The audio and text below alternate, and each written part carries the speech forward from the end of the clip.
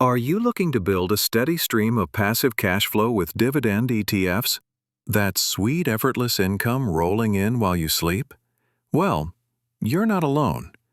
Interest in dividend ETFs has been surging, and if you check the three most popular ones tradable in Europe, you'll see their assets under management have been climbing, and climbing without pause.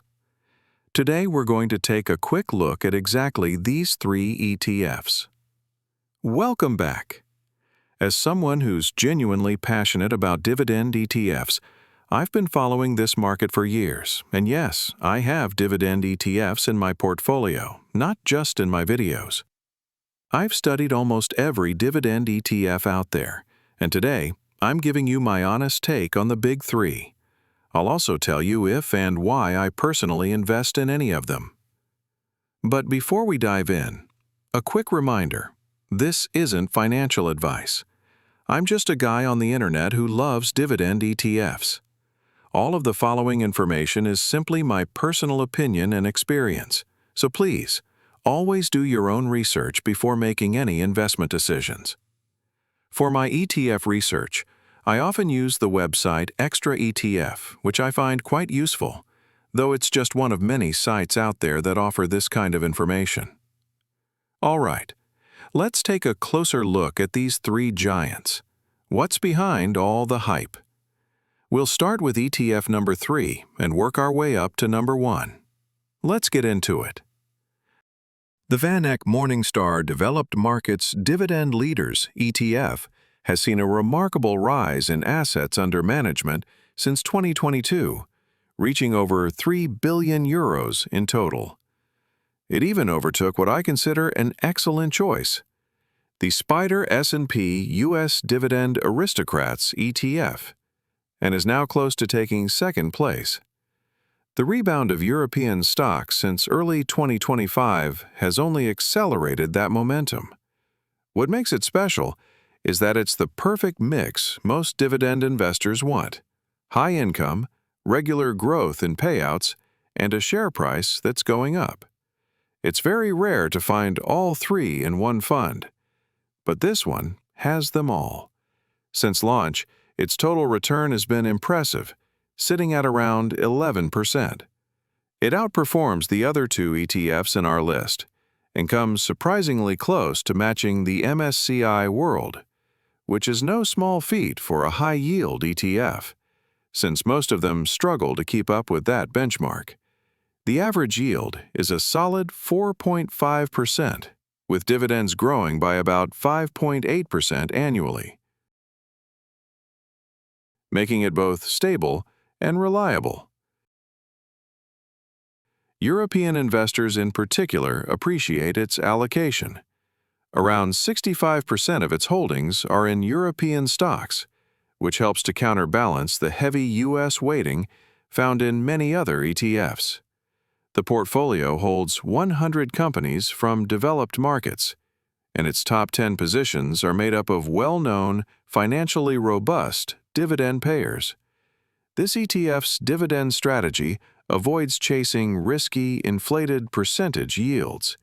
Instead, it ranks stocks by the actual cash they pay out, helping filter out troubled companies and highlight truly reliable payers. And in my view, that's a thoughtful strategy with solid logic behind it. Furthermore, only companies that distribute no more than 75% of their profits as dividends are included, helping preserve core business strength while still rewarding shareholders. This ETF is often referred to by financial professionals as the best dividend ETF available, and I think there's truth in that.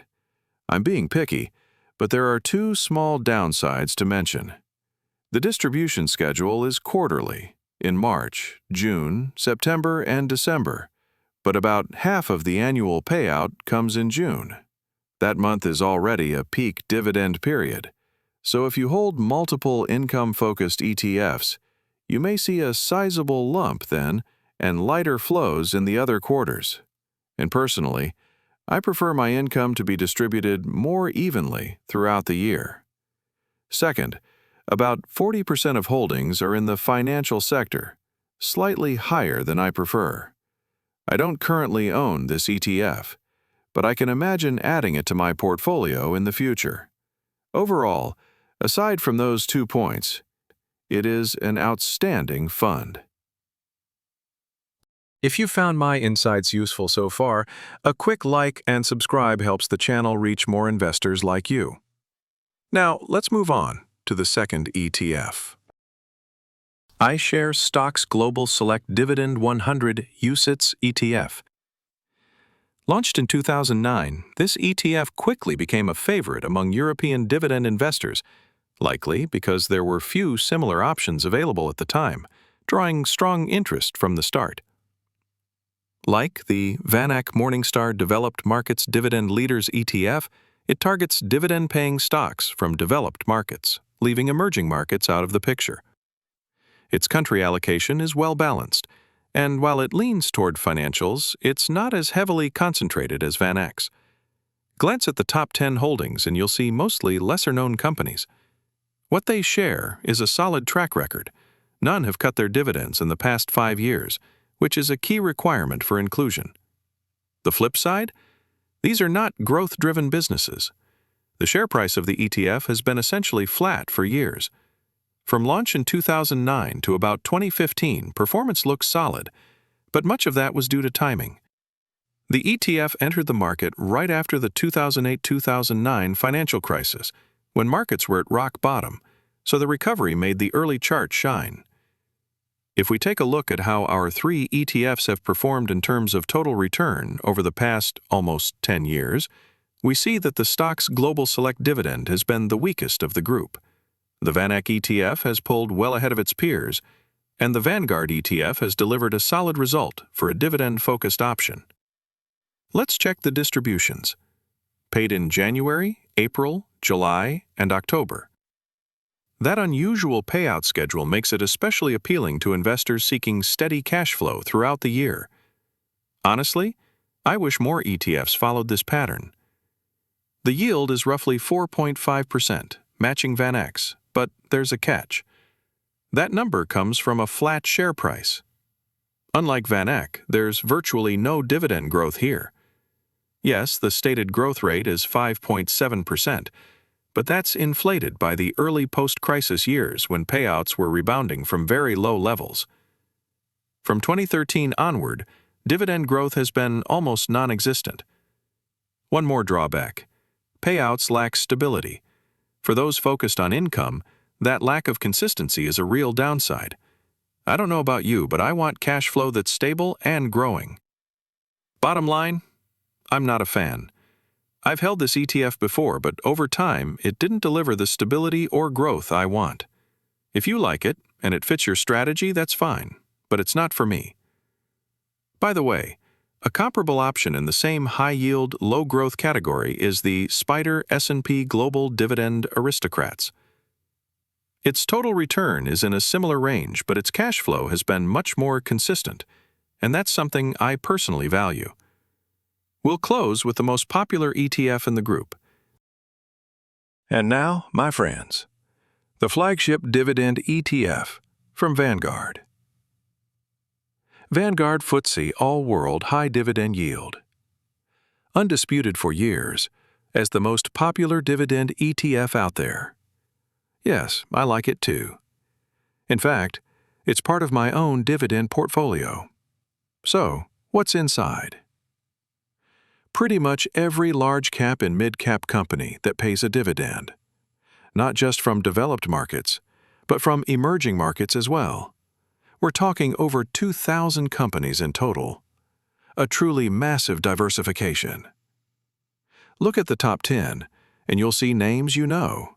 J.P. Morgan Chase, Procter & Gamble, Coca-Cola, Nestle. Most of them, of course, based in the U.S. The U.S. weighting? Around 45%, which I'm perfectly fine with. Let's not forget that many of the world's strongest dividend payers are American. Now, if we look at how it's actually performed over the years, since launch, total return has been just under 8% per year. Not spectacular, but rock solid for a defensive dividend ETF. And yes, there is price growth, meaning you get regular cash flow and a touch of capital appreciation. Over time, that growth should beat inflation. So if you ever need to sell, your capital will have more than kept up. Now, about the dividends. The average yield since launch is about 3.4%. That's lower than the other two ETFs we've covered today. Dividend growth? Under 3%, which I consider its main weakness. Still, payouts are stable and rarely decline. And that's exactly what I like to see. Why is this ETF so popular? And why do I hold it? Because this is my ultimate forever dividend investment. I'm thinking decades into the future. I want an ETF that's still thriving in 20 years. And this Vanguard fund has that kind of potential. It's also about as hands-off as a dividend ETF can get, offering long-term investors a simple way to build and maintain a steady stream of income over the years. My plan is simple: buy more during market corrections to lift my personal yield over time. And because it holds dividend stocks from all over the world, I don't have to gamble on which companies or countries will lead in 20 or 30 years. As long as the cash flow is steady, and you know how much I love cash flow, I'm more than happy. And that's my take on the 3 most popular dividend ETFs right now. So tell me, which of these do you own, and why? Don't forget to like and subscribe. Thanks for watching, and I'll see you next time.